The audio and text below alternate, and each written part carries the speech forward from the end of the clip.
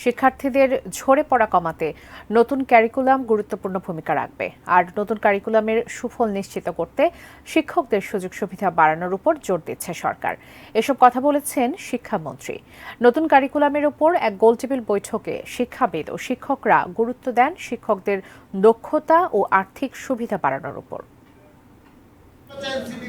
জাতীয় প্রেস ক্লাবে বাংলাদেশ কলেজ বিশ্ববিদ্যালয় শিক্ষক সমিতি আয়োজিত জাতীয় শিক্ষানীতি ও নতুন কারিকুলাম বিষয়ক এক গোলটেবিল বৈঠকের আয়োজন ছিল রোববার বিকেলে।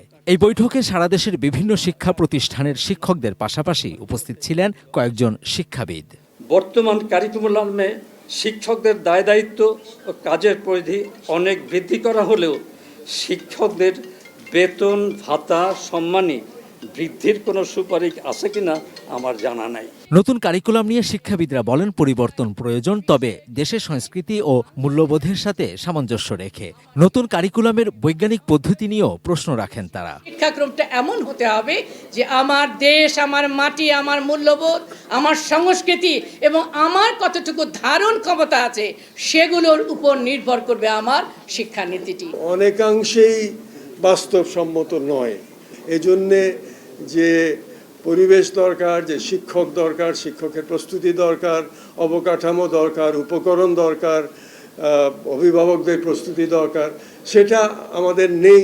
অনুষ্ঠানের প্রধান অতিথি শিক্ষামন্ত্রী মহিবুল হাসান চৌধুরী বলেন, পঞ্চম শ্রেণী পড়ুয়া শিক্ষার্থীরা যেন মাধ্যমিক পরীক্ষা পর্যন্ত আসতে পারে এবং তারা যেন ঝরে না পড়ে সেটা নিশ্চিত করাই সরকারের লক্ষ্য। এজন্য জ্ঞানভিত্তিক শিক্ষার পাশাপাশি প্রায়োগিক দক্ষতা বৃদ্ধি ও কর্মমুখী শিক্ষা পদ্ধতির উপর গুরুত্ব দেওয়া হচ্ছে নতুন কারিকুলামে। জ্ঞানকেও সেখানে আমরা অগ্রাহ্য করছি।